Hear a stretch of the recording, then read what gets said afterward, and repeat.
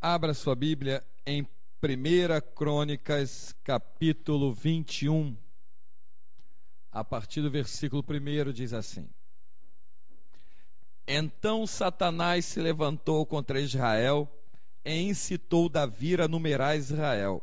E disse Davi a Joabe e aos maiorais do povo: Ide contai a Israel desde Berseba até Dan, e trazei-me a conta para que saiba o número deles.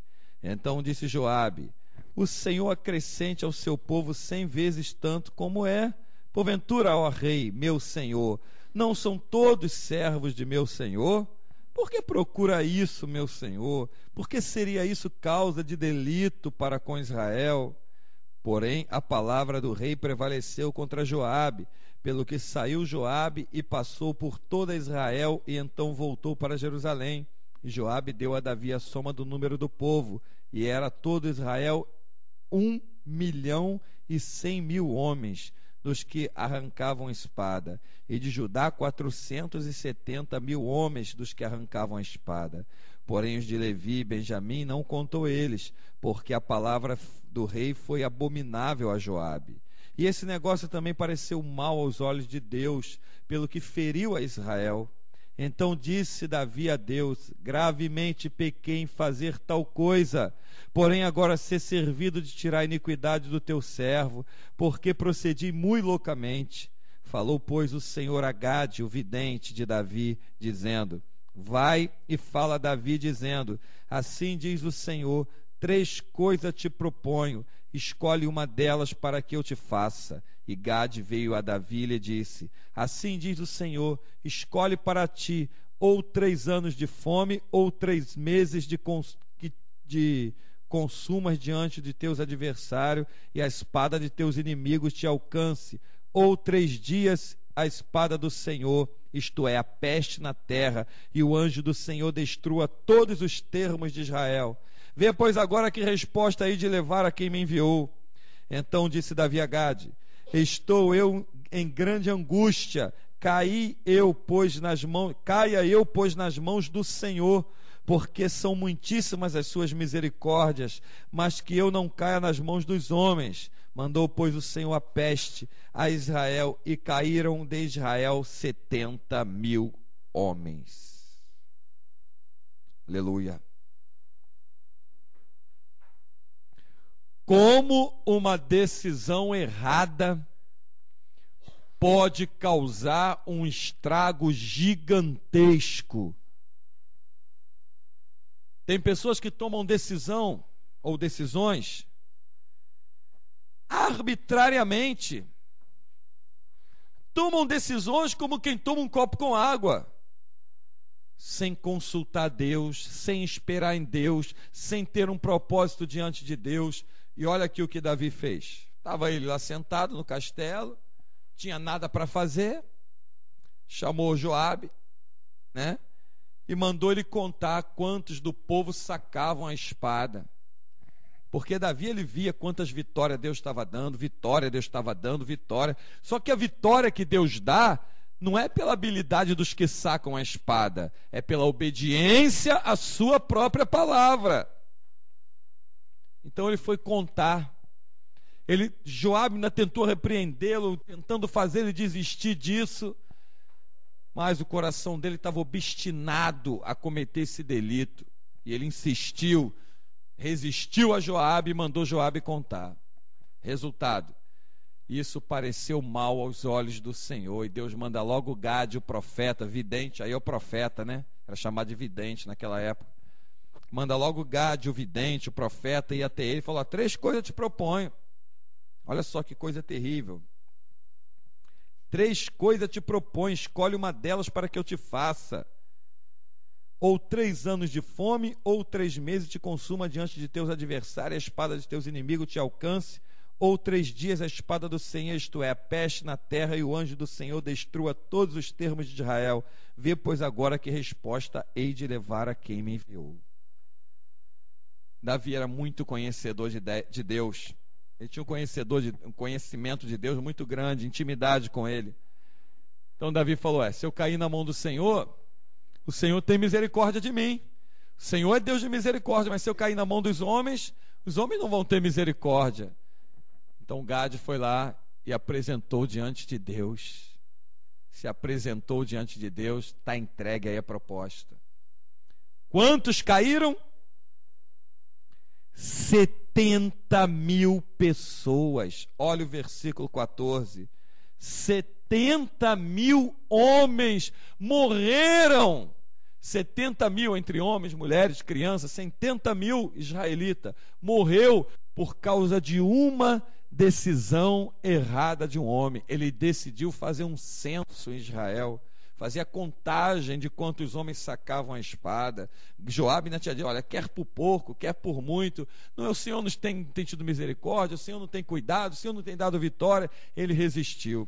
Olha o que o Espírito Santo de Deus está te trazendo nessa hora. Não toma decisão sem consultar a Deus. Seja nas coisas mais simples, as coisas mais profundas. Essa decisão pode ser a destruição da tua vida, a ruína da tua vida. Pode acabar contigo e pode te marcar para sempre. Dessas 70.000 pessoas que morreram, não tinham eles família? Será que os entes queridos deles esqueceram desse acontecimento? Quando alguém fosse procurar alguém na casa de uma dessas pessoas: cadê fulano? Morreu. Ué, como assim? Deus mandou uma peste, porque o rei Davi, que está governando aqui em Israel, resolveu fazer um censo. Resolveu fazer uma coisa desnecessária. Nós, como homens e mulheres de Deus, eu estava até conversando no início do trabalho aqui com a irmã, nós temos que procurar viver naquilo que é necessário. A vaidade é quando você quer alguma coisa para a tua vida que não é necessário. Pessoas se cercam de vaidade, de coisas que nunca vai usar, nunca vai precisar, nunca vai contar com aquilo, mas quer ter. É a vaidade, aquilo que você quer sem ter necessidade. Quer ver um exemplo disso? Você conhece alguma mãe que disse assim para você, nesses últimos 1000 anos da tua vida: estou orando para que minha filha tenha um homem de Deus. Você conhece alguma mãe que diga isso para você? Ou um pai que diga: estou orando para que meu filho tenha uma mulher de Deus.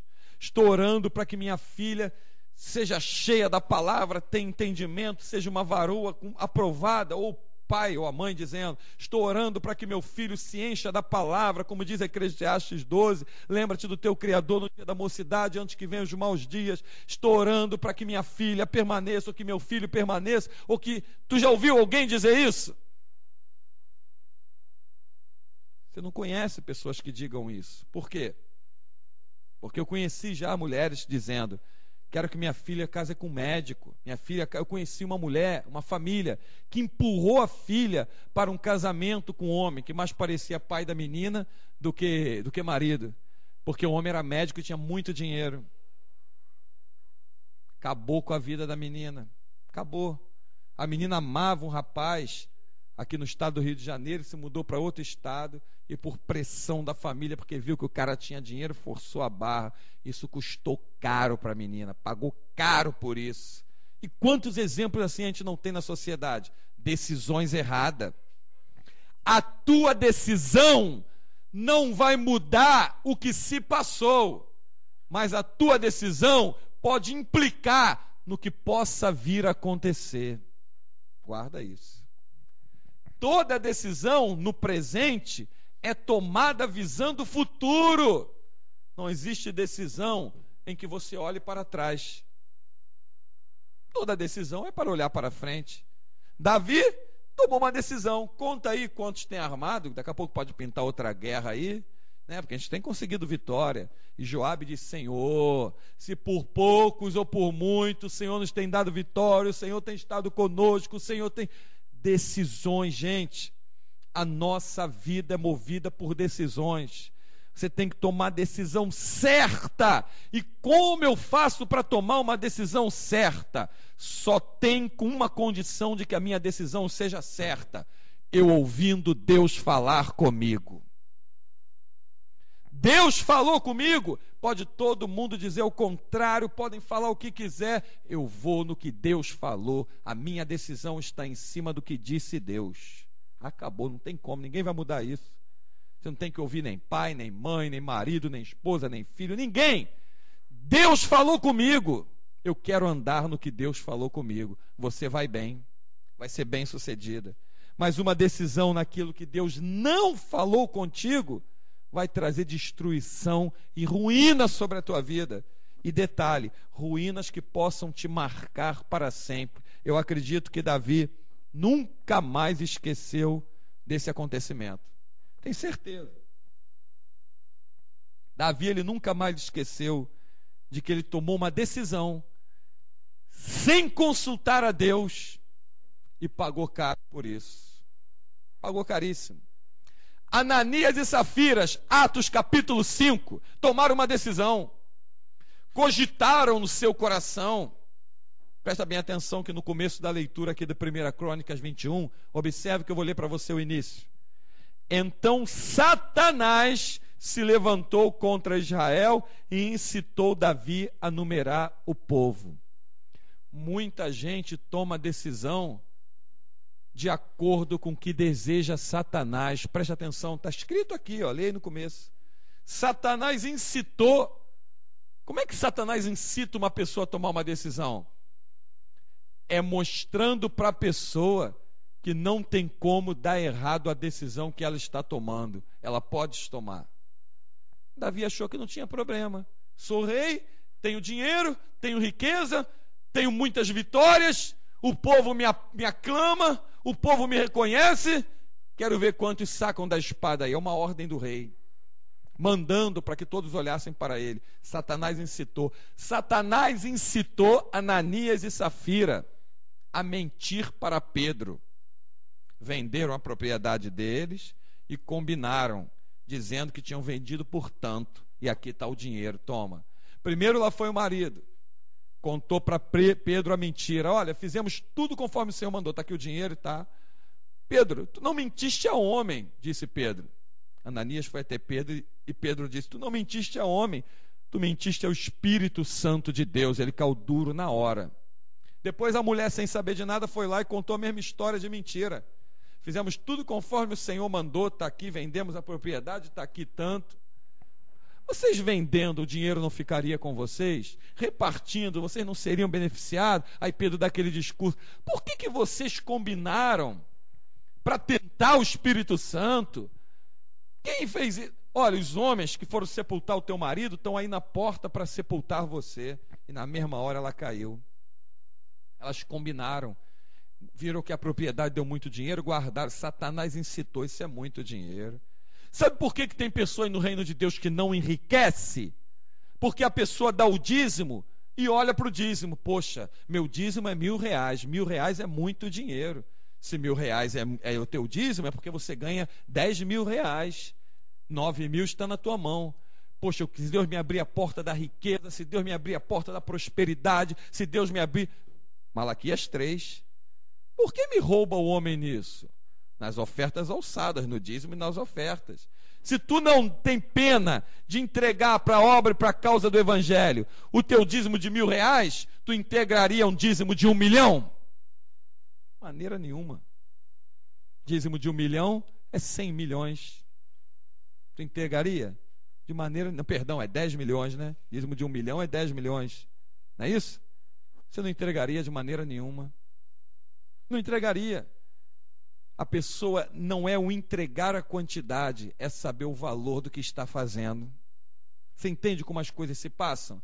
As decisões erradas vai movimentar o teu futuro. Por isso que tem pessoas com a vida presa, que estão tomando decisões erradas. As decisões erradas, elas trancam os caminhos da pessoa. A pessoa tranca, fica naquela mesma coisa, fica naquela mesma coisa, fica naquela mesma coisa. A vida de Davi só voltou a andar quando ele se humilhou, quando ele se arrependeu, quando ele se lamentou, botou pano de saco, se vestiu, cinza na cabeça, reconheceu. Tu vê que Davi era um homem segundo o coração de Deus. Por quê? Logo depois que ele faz a besteira, o que ele diz aqui no versículo 8? Então disse Davi a Deus, gravemente pequei em fazer tal coisa, porém agora ser servido de tirar a iniquidade do teu servo, porque procedi muito loucamente. Davi não demorava em se arrepender. Fiz besteira. Não era para ter mandado ele contar, ainda por cima resistiu a Joabe. Então, como é que tu pode levar uma vida acertada, com decisões certas? Eu só tomo uma decisão depois de ouvir o meu Senhor. Se eu não ouvir o meu Senhor, eu não tomo. Por isso que Moisés foi sábio. Se a tua presença não for comigo, não me deixa ir. As decisões, elas podem tanto mudar a vida de uma pessoa. Se José, dentro daquela cadeia, tivesse blasfemado contra Deus, falado mal contra Deus, se levantado contra Deus e não tivesse paciência de esperar o tempo, os propósitos de Deus se cumprirem, ele não sairia da cadeia, que ficou cerca de 12 anos, para ser governador no Egito. Deus não conta com murmurador, Deus não traça plano para blasfemador. Ele não sairia de lá para se assentar no trono. Ele só se assentou no trono porque ele manteve o seu testemunho diante do Senhor e saiu de lá para governar o Egito, uma terra estranha. E Deus deu a ele sabedoria para interpretar o sonho de Faraó. Que sabedoria, que coisas extraordinárias de Deus. Então, o Espírito de Deus nessa hora, nessa oportunidade que você está ouvindo essa mensagem, te diz: tome cuidado com as tuas decisões. Momento de decisão é momento de intensa oração. Espere Deus te mostrar o que tem que ser feito.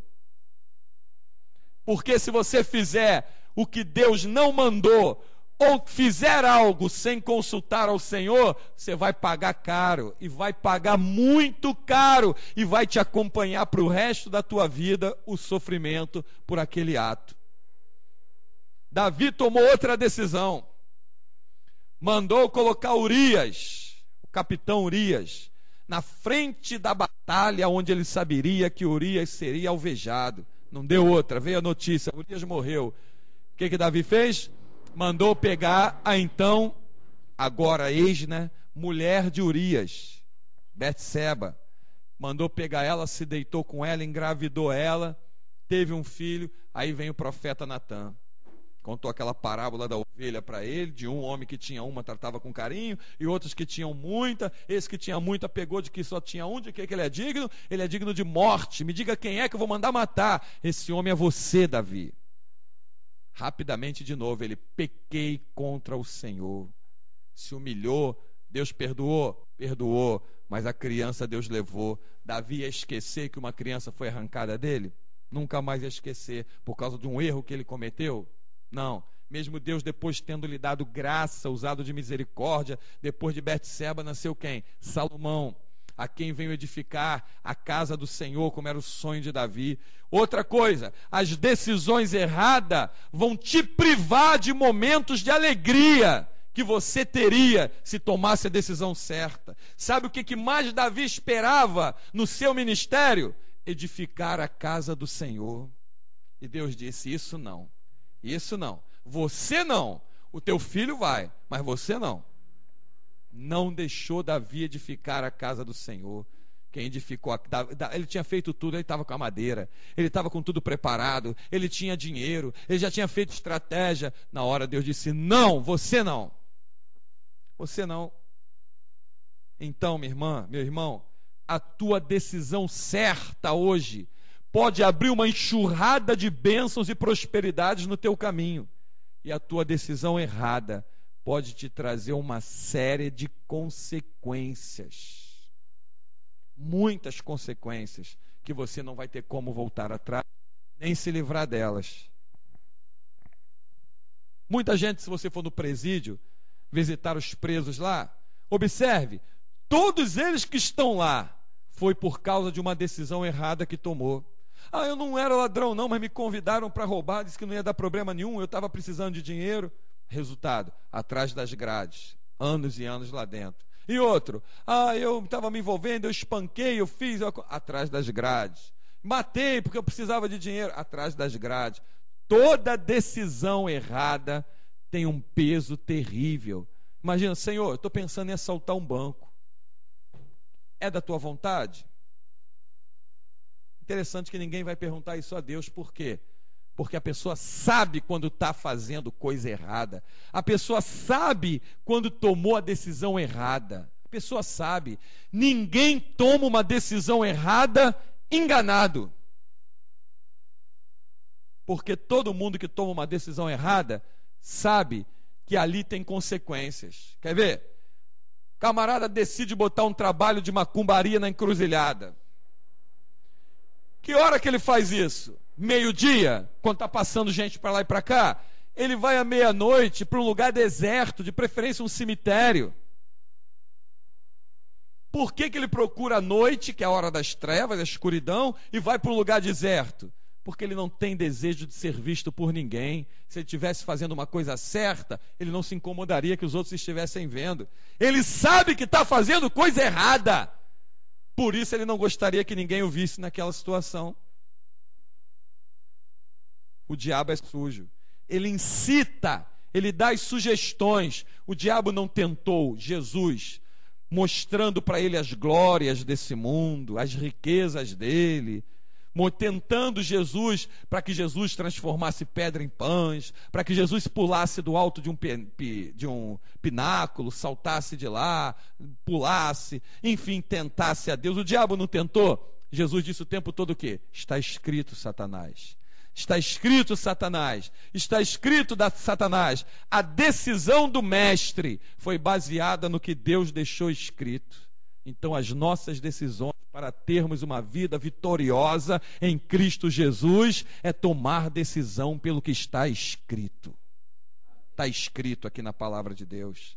Está escrito no Evangelho. Eu não posso tomar uma decisão fora do que está escrito, fora do que Deus está falando. Minhas decisões têm que ser baseadas no que o Senhor está falando, porque se eu tomar uma decisão fora do que o Senhor esteja falando, vai vir consequências graves,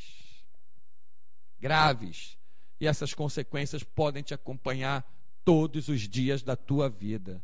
70 mil, sabe lá o que são 70 mil homens? É praticamente um estádio de futebol cheio. 70 mil, entre homens, mulheres, crianças, 70 mil pessoas, por causa da decisão de um homem. 70 mil pessoas. Agora vamos para o outro lado da decisão. Mãe tem um poder de decisão tremendo. Pai tem um poder de decisão extraordinário. Governo tem um poder de decisão muito séria. Então, a mãe, o pai, o governo do nosso estado, o governo do nosso país, se o governador do nosso estado e o presidente do nosso país tomar uma decisão acertada, imagina, por um milagre, o governador ou o presidente orar e consultar a Deus para tomar uma decisão. Você imagina quantos centenas e centenas, milhares de pessoas vão ser abençoadas por isso?